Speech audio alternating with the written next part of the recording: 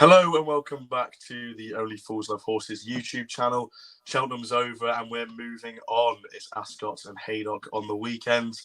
I'm joined by the usual people to go through it. We've got 4 races to cover, 3 Grade 1s, a Grade 2, and I'm sure we've got a few handicap chances as well, gentlemen. I know I've got a few fancies, Lee, but I'm pretty sure you're looking at some handicaps. How are you looking ahead of the weekend at this early ante-post stage? I managed to get a couple of good prices for the weekend already. The Betfair Chase, I've got a little bit of value for the favourite there, and I do fancy one in the handicap, so I think one's a good price. But look, it's the risk you take whether you go for an ante-post. But we try to provide steer towards these extra value races. So yeah, looking forward to the weekend. Yeah, just thinking of short time. I had Gin Coco at a nice price of 14 for the Great Win, and that was second. I'm sure, Harry, you picked out a few nice horses for our Cheltenham one. It's 3 Grade 1 races. We can't be really can't be shying away from this. Should be a good weekend's action. Oh no, and just the horses on show, not only on the Saturday but the Sunday as well. It's over in Ireland. It looks such a good weekend of racing, as it was this weekend as well. So no, I think the jumps are fully back now, and for some they say Betfair Chase Day is the turning point, but I thought that was a Charlie Hall day. But no, Betfair Chase, whenever that's finished, listen, if Applutard runs to any sort of his form, he should be reproducing a masterclass of a performance again. No, it'll always be Chepstow opening day for me, and we'll start with that horse you just mentioned there, Applutard, Gold Cup winner, won by half the straight there under Rachel Blackmore to win the Gold Cup. It's 9-4 on for the Betfair Chase. We've got Protectorat, Dan Skelton's runner. He's in good form. Hearing from Dan, he's 10-3. Bristol Samai loves the race, loves Haydock, and fingers crossed some rain there to love the mud, Harry. I'll start with you. I know Lee's got some strong things to go on Applutard, but I'll keep him waiting. It's a 5-runner race. They're looking at extending the early closers for this race because there's only 5 runners, and Frodon was meant to be going to the King George. He's coming here now. It's a bit of a shame it's only 5, but it's good to see a Gold Cup winner start his season in a race that he won last year. Well, yeah, understandable. I mean, there was only 7 in the race last year, where he absolutely dotted up by 22 lengths. He was superb that day. I remember seeing it live in the flesh, and I just thought, wow, that is a beast. I did manage to get a bit of value for the Gold Cup. I don't know whether I've told you boys before, but I had him to win by 10 lengths or more at 20-1. So it was it was one hell of a bet. One hell of a bet. So it was definitely worth. I don't think you're going to be getting that value. And I don't think he'll be winning the Gold Cup by 10 lengths this year. But no, hopefully he reproduces it, because everyone wants to see a superstar, and he is a superstar. Yeah, no, definitely. And Lee, I know you're a big fan of this horse. It's Betfair Chase. It's not a backing price moment. It's probably not a betting race at all, but it's just going to be good to see Applutard out, and fingers crossed he can go on and have a good season. Yeah, I'm looking forward to him reappearing. I do think he'll win. I will take a distance bet in this race. I managed to get a bit 4-5 a few weeks back, so I've got a few doubles rolling on, so I'm quite happy there. At 2-5, you'd have to maybe just leave the race. I think Bristol, admirable horse, but I can't see that one winning again. Although this will be his Gold Cup, he will be trained for Saturday's race. Frodon won well in the Badger Beer, but again, time's ticking on for them too, and I think these ones who have got a little bit more time on their hands, and who have a bit more potential, like Protectorat, Eldorado, Allen as well, they could produce a good run. I just think Applutard's the simple one and the obvious win, I would have said. I think, Ash, just a quick one with this. Obviously, he is 2-5, but I mean, if this race cuts up, you've got Frodon that is. Paul Nichols came on the Betfair podcast today and said that he is going to run, hopefully. But I mean, like, this could even cut up even further, and 2-5, it could turn silly. It could be, I don't know, being 1-4, something like that in my eyes. It could be something. Will Eldorado Allen go? But Eldorado Allen, he wouldn't. Would he on this last year's terms? Royal Pagaille came second. Is Royal Pagaille a better horse than Eldorado Allen? Yes. Ooh, See, really? Yeah, I think he is. I think he is. I think he is. I think off the last run at Wetherby, when it was second to Brave Man's Game, he stayed on well, and I think this season he will keep on improving and show his worth over this trip. He actually won nearly 3 miles in the Denman Chase, I think it was at Newbury. Yeah. And I actually probably would take him for second if he does go. I'm not a massive fan of Protectorate, to be honest. Obviously bolted up in the Native River race, the one at the entry, but can throw in the odds thinker. And look, how's he going to make up the deficit of like 17 length in the Gold Cup, beaten by A Plus Tard? I can't see that. So at the prices, I'd probably take Eldorado Allen for second, to be honest.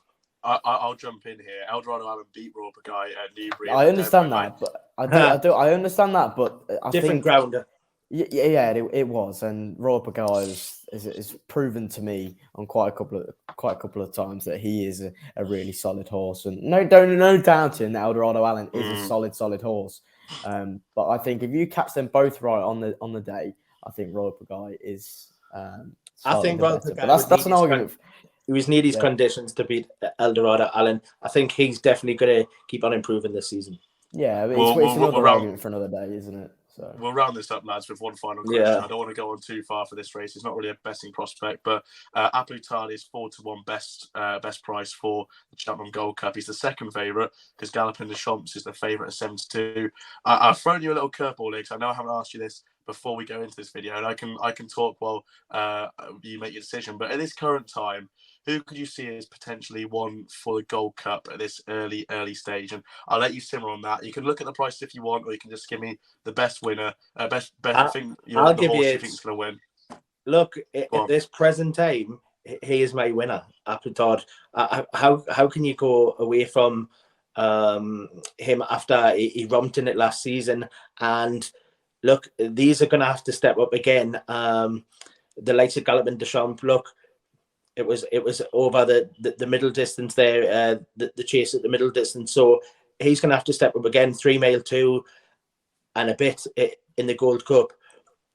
I think he's just a little bit skinny, and I think maybe A Plus Tard should be favoured against him, to be honest. I'll say this, and I can see A Plus Tard, and I can't really believe a Gold Cup winner who won by that far is not the favourite. But my horse currently, just at the prices, this could be the third time I'm saying this horse. I said it on the live. I said it on the Next Gen Racing Breeders' Cup, and I'm going to say it here again. Conflated 40-1 is my Gold Cup little interest at the moment.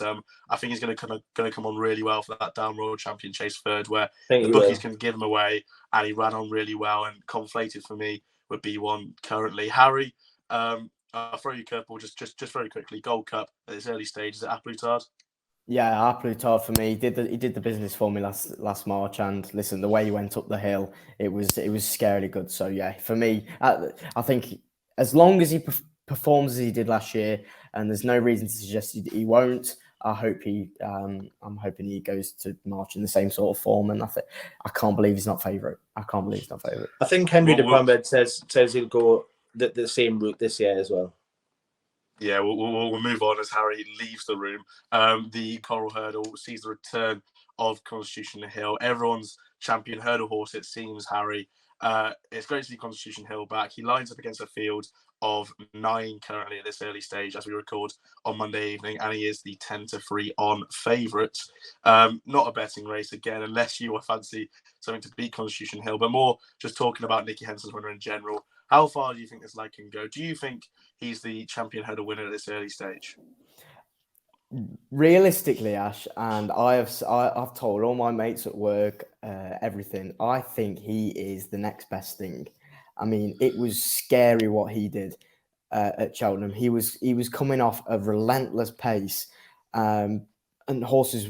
John Bon was, you could argue, coming back to the field Constitution Hill was just going further and further and further clear. It was scary. I mean, Nico de Bourneville, only, I think, literally gave him a couple of taps, if that. And it was he won hard held off. He broke the track record in the Supreme. It was a joke. And as long as we mentioned with A Plus Tard, as long as that horse shows the same sort of form this start of the year, there's no reason to suggest he can't be improving. And he will take all the beat. I know Honeysuckle is the reigning champ, and she is a wonderful, wonderful mare.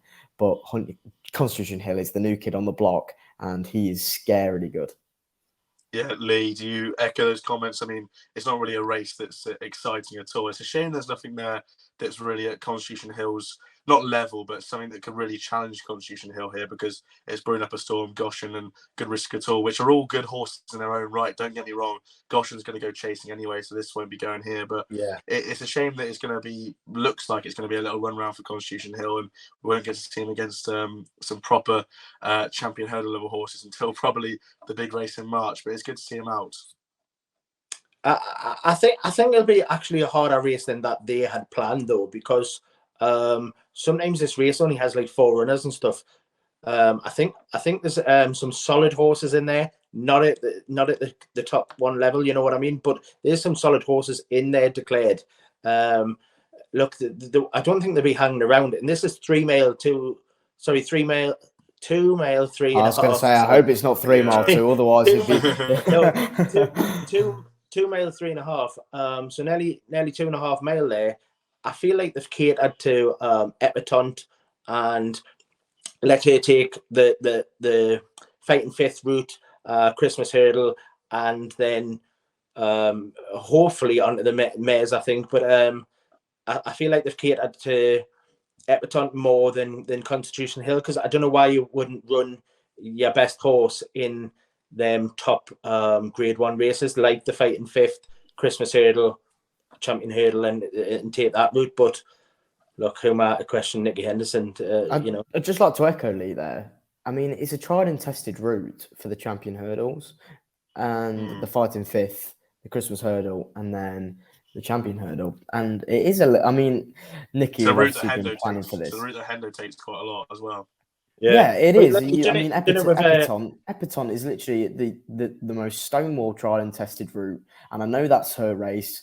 But regardless, Constitution Hill is effectively the most upcoming, brightest prospect we have seen for ages, absolutely ages. Why not try the tried and tested route? But what's he going to do? Go to that Contenders Hurdle or whatever? You know what I mean? Like there's not a massive program. You know, if you miss a race, then you've got to then go to like these. I don't know. I feel like it's that Contenders Hurdle's a silly race, to be honest. I think this will be a test for it. Don't get me wrong. I think this. Sorry, Ash. This will be a test for him. I mean, Ascot is a flat track, and obviously he went to Sandown twice and Cheltenham, and they're both. They're Ascot's a stiff track, though. Yeah, it is a stiff track. You're right, but it's a different. It is a different track compared to. But you have to. So he actually was second in his point to point, which arguably he could have won.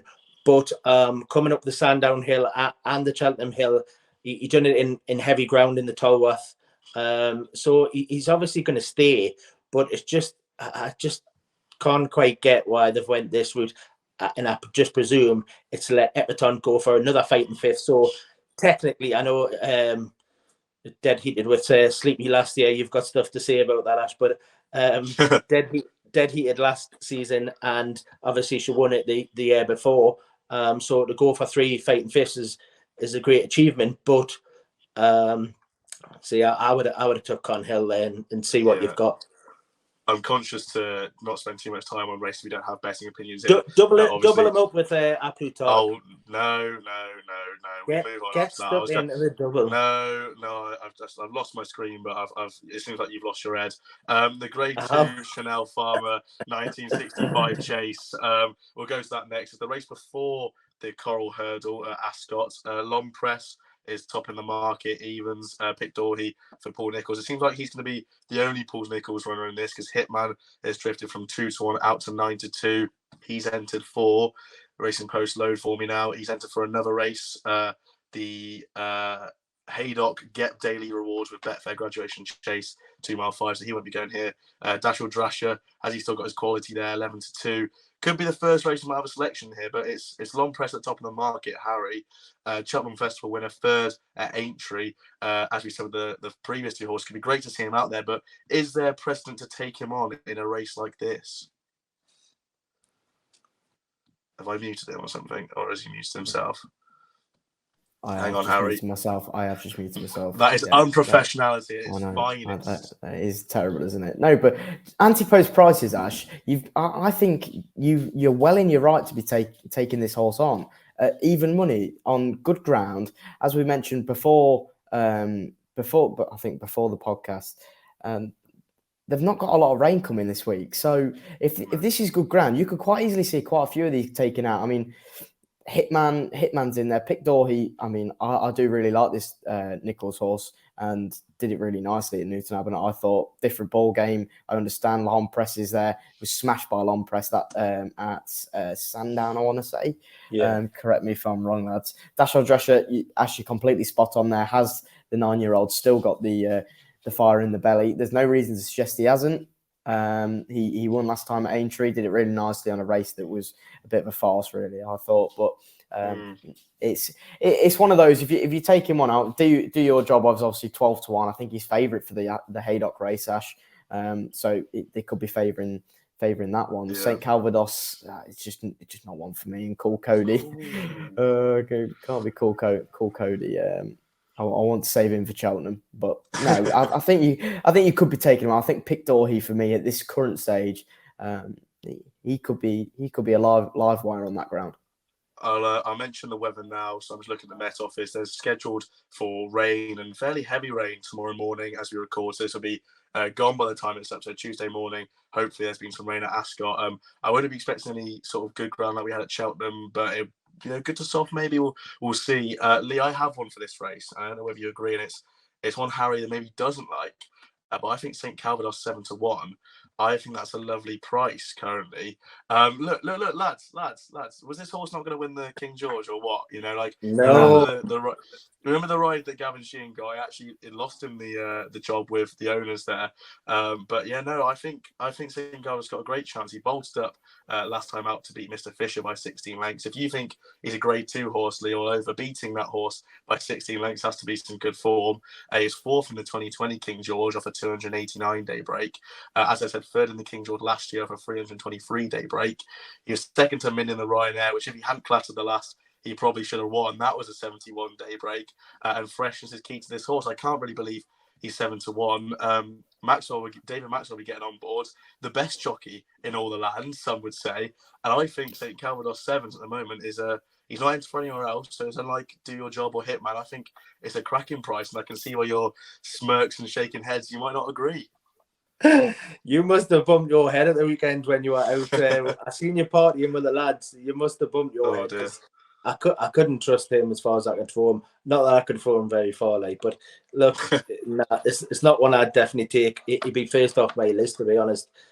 If you're going to go against Long Press, and that's an if because obviously a very talented horse, but Dashel Drasher I think is a big price. Loves Ascot. Will bounce out in front. Catch Me If You Can. Tough as they come. Battled on well to win that handicap a few weeks back there at Aintree. Got headed in. Look, he's one you'd want to go into war with, I think. I think it's a big price. I'm unsure the prices. Is he about 7s, Ash? Or? He's 11-2 and he was third in this race when he lost by 60 lengths to Lost in Translation, and he pulled up at Ascot last time out. So just let me know. But look, he's come back. He had the run over hurdles. He's a better chaser, and look, I'd rather take him than St Calvados all day long. Maybe we'll have a little bit of a match better. I don't think I have the money on my student loan. I think we've covered that race, and we finally found some darts after the first 2 Grade 1s. We're going to be swinging back to the final Grade 1, the final graded race we're going to be looking at. We've got no prices on my screen, but it's on Sunday. It's the 2:05 at Punchestown. It is the Morgiana Hurdle. We've got the likes of Pied Piper, Saudi Air, Sharjah, Sir Gerhard, Stateman, Tiupu, Vauban, Zanahir, and Echoes in Rain in there, and that's me missing off as well Jesse Evans. So and Samoa Harry, cracking race, no prices, so there's no betting proposition currently. But what horses interest you currently? Obviously, we've got Vauban, who's making his seasonal debut. Be interesting to see how he goes into open company over hurdles. Well, you said what horses interest me, Ash, and there's 11 out of the 11 that interest me in this because you could genuinely make cases for every single one of these. This is a cracking race, so I'd like to point out this is absolutely belting over a race. Oh, it's a belter. Yeah, but they probably won't because, I mean, I'm just counting them down. You can have at least 5 or 6 of them, though. Zani here might not go because he ran 7 days ago. That's definitely won't go currently. Yeah. So yeah, I mean, Willie's got 1, 2, 3, 4, 5, 6, 7. He's got 7 in there out of the 11. So that is he's got basically he's got the cards. I think Vauban's going to go.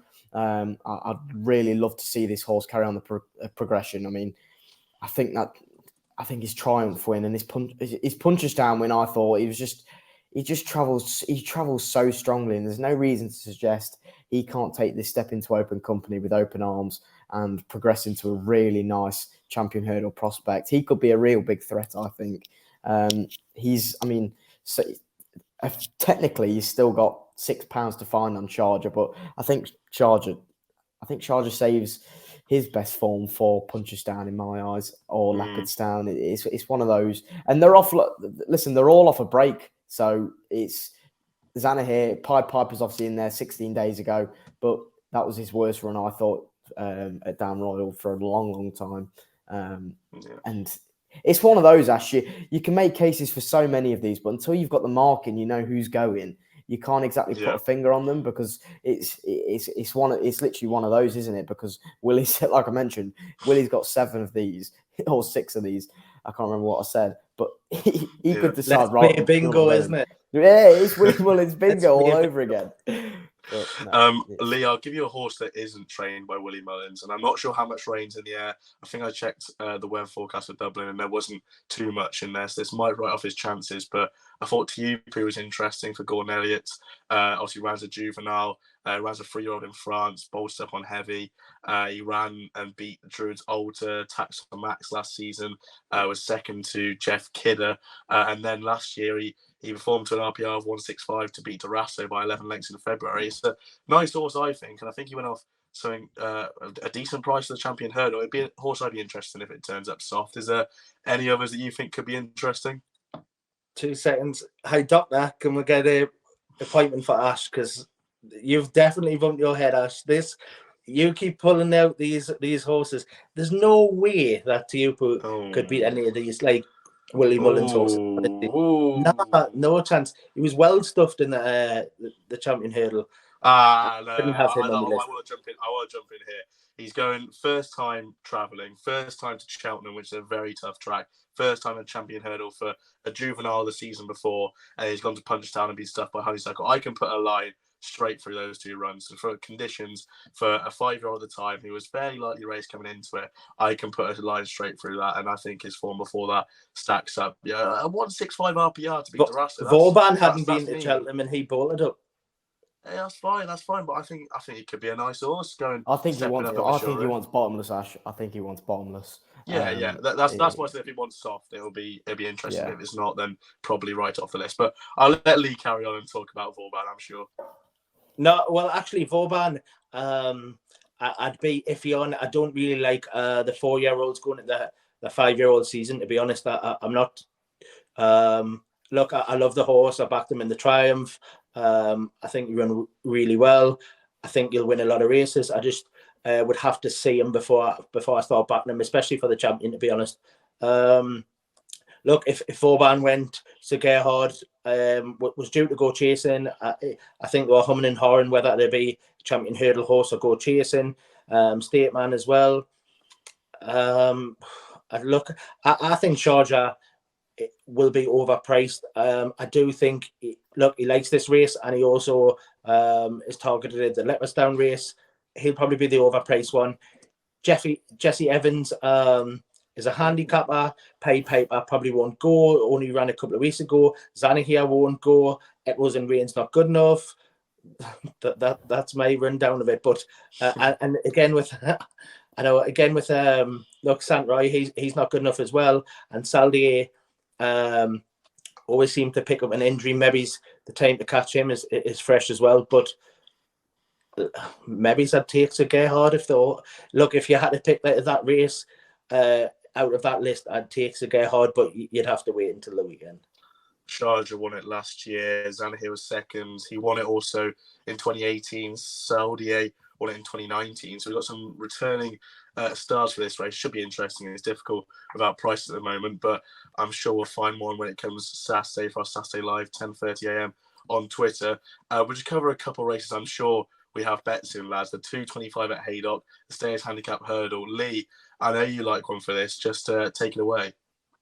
Yeah, I like Brinkley for David Pipe. Was due to run the race last season. It was good ground, so it was unsuitable, got pulled out. There'll be plenty of juice in the ground. If the showers get in, it's already good to soft. Hopefully, look, the horse won on soft ground, handles heavy, so it does need a bit cut, but hopefully the rain will get in for this one. So Brinkley, it's off 138, actually off 140 at 1. It had one first time out for Pipe. It beat Do Your Job by 15 length. Cursor Wren was in there, full back. Plenty of good horses. It's also beat Tommy's Rapper in a race at Exeter. There was Agripart, Flemcara, all them strong stayers in the Thames area. So look, I just think it's a lightly race 7-year-old, and maybe one the price. I think it's about 14s, but Brinkley off 138 might be a good value price. Yeah, there's actually 16s in places. So Brinkley for David Pipe, yeah, they're going very well. 25% strike rate from 32 horses. Harry, do you have one for this race, or shall I take it away?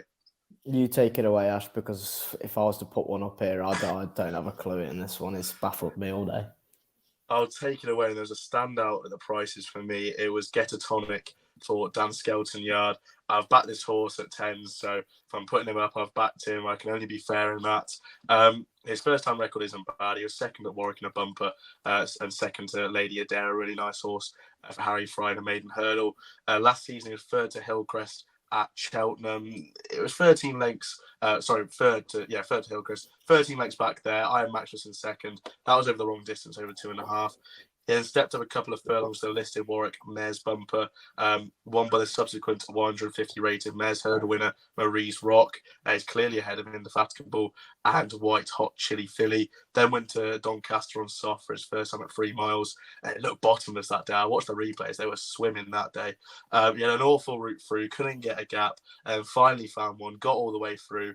He weaved through, he hung at the finish, and he only finished half a length second in the end, so that's not bad. He was dropped miraculously £4 that run. I mean, it was won by a 109 rated horse, so maybe that's why he was dropped £4 down to 130. He then finished the season by winning a 3-mile handicap, gave £11 to Motown Maggie and £8 to Win House.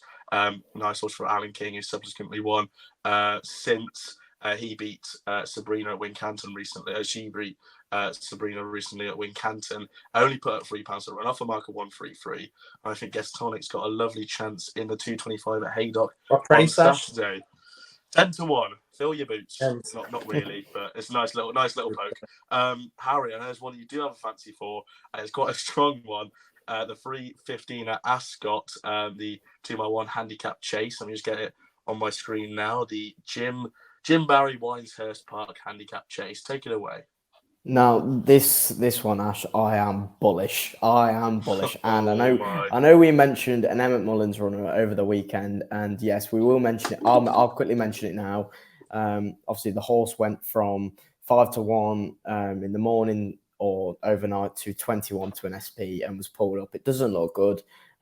It's not. Yes, I think the ground was too quick for the horse, but it shouldn't really be happening because it doesn't look good. It's not fair on an average punter who's just going for a bet of the races. They've got no chance at all.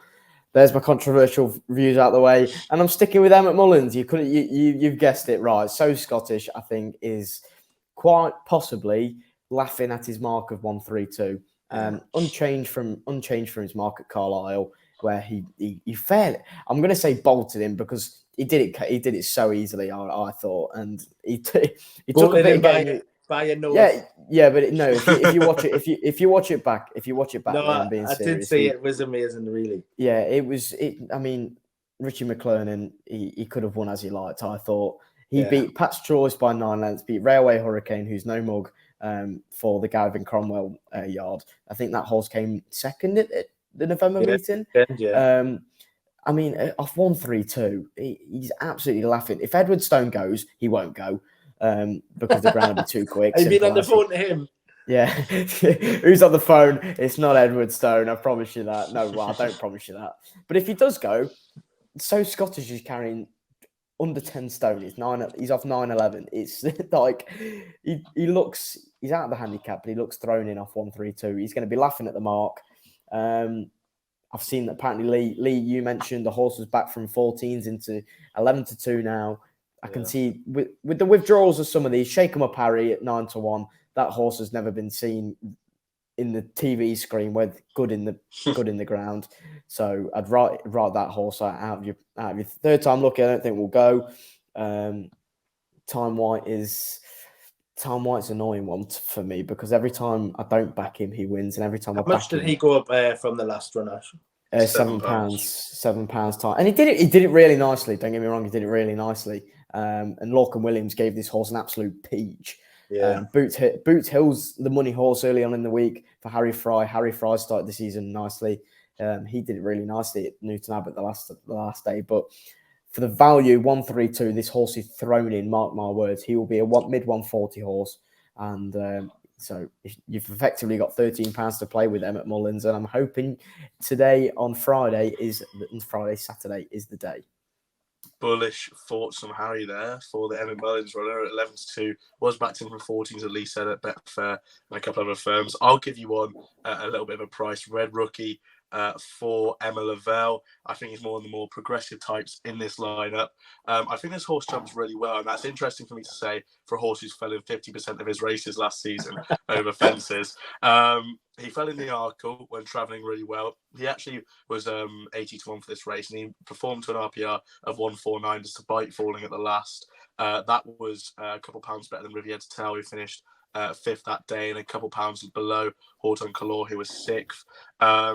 At Hereford, he jumped fairly well after the first couple where he was a bit iffy. He jumped really well. Gallis, Malco, and Calico set a furious Gallis Macalo, that is Gallis horrendous. Macalo. Ash, that is horrendous. I'm going to clip this. I'm clipping this. I'm posting this everywhere. What was it? What was it, Lee? Gallis Malakat. That was superb. It's been a long day. I've had a nightmare there. But yeah, his run at Hereford, the race before the Arkle, that horse in Calico, they set a furious pace, which would have caught a lot of horses out. A quick shake of the reins that day, and he caught up to them on by 3 lengths, kicked on really well, jumped over the last few at a nice pace really well. And I think for marker 140 could be really nice. Only carrying 10 stone 5 in the weights because Edward Stone holding his handicap up nicely. So yeah, 10 stone 5 for me. Red Rookie 140 get stuck in 14-1. Not this Emmett Mullins rubbish that you're talking about, Harry. Just a quick one, Ash. Just a quick one. Sorry, buddy. Mention this. I do hope Edward Stone goes for this because we've seen this quite recently. Obviously, with Frodon. I can't remember. Does he know at Cheltenham? I think it was these top horses carrying top weight in big handicaps. I'm really liking it because I like to move it at Cheltenham. I like to move it. Yeah. Well, I mean, there's another one. These horses carrying top weight in valuable handicaps is really good for the sport, and it's the top level. We haven't seen it for quite a long time, and I do hope Edward Stone, because if he was to carry weight this way, giving weight away to progressive types, it'd be a serious performance. He's not actually even top weight, though, is he? I think Ferrero Bamboo is that one. Yeah, you're right. Fernando Savola, sorry, it is. Fernando Savola, yes, of course. Yeah, it's down as top weight. So it's interesting that he's not even the top one there. But I doubt he'll go, will he? No, I don't. He's drifted a little bit. He was 3-1 earlier, and he's now drifted to somewhere near 5-1. So it'll be interesting to see whether he does show up in the lineup. Lee, do you have one, or should we move on? No, I'll give one on Saturday on the live. Lovely stuff. Right, that is the end for our little look towards the weekend. Anti-post selection. We've given a couple for the handicap and a few for the graded races. Lee, do you want to take away with the giveaway we got going on the Twitter page? Yeah, we've got a giveaway from Racing Tees. They do hoodies. That they're doing some new stuff as well. Umbrellas, different stuff. You can wear the colours. That's their slogan. Wear the colours. Any of the colours of your favourite horse. But this weekend we've got an Applaud T-shirt, and go onto our page. You've got to retweet it, follow Racing Tees, follow the lads here at Only Fools Love Horses, and we will pick a winner on the Saturday live. It's going to be cracking day's action, Harry. We've got Saturday to go. The Saturday live at 10:30. We've been in good form. We've got some good winners at Cheltenham on the weekend, and fingers crossed we can keep kicking on. Well, it's not just Cheltenham last weekend, Ash. It's been a few weeks now, and we've started the season in tremendous nick. I can't, honestly, the hard work we put in, it's really paying off. We've had such nice messages coming through with people with massive slips, and this is all for free. Remember, we do this out of our own. We're recording now on a Tuesday night. We've all been at work at 11 o'clock at night. Thank you to everyone that is sticking by us, and we'll keep finding those winners. I promise you that we'll try. This weekend we've actually got Tanya Stevenson on the live, so that should be good. Obviously, she has some amazing insight. I think she works with Racing Post Greyhound TV now, but she's behind the scenes at ITV, and of course, famously with Big Mac as his sidekick in the betting ring. So that should be great. No, it should be fantastic. So make sure to tune in. And thank you very much. I have to echo Harry's points there. Thank you very much for the feedback and the support. Our Cheltenham video got 1,200 views. That's fantastic. And our Cheltenham review steadily kicking along. So if you haven't watched that, do go back on our channel and watch the Cheltenham review. There's some interesting takes from all three of us there. We haven't all agreed. We're all not yes man, and we've gone for something different. And I'll leave you one final thing. Google, fingers crossed, can help me out here for the horse that I can't pronounce. So Gallus Macallo. Gallus Macallo. There you go. Fantastic. Thank you very much for watching, and we'll see you at Saturday 10:30 a.m. for this Saturday Twitter live. Be lucky.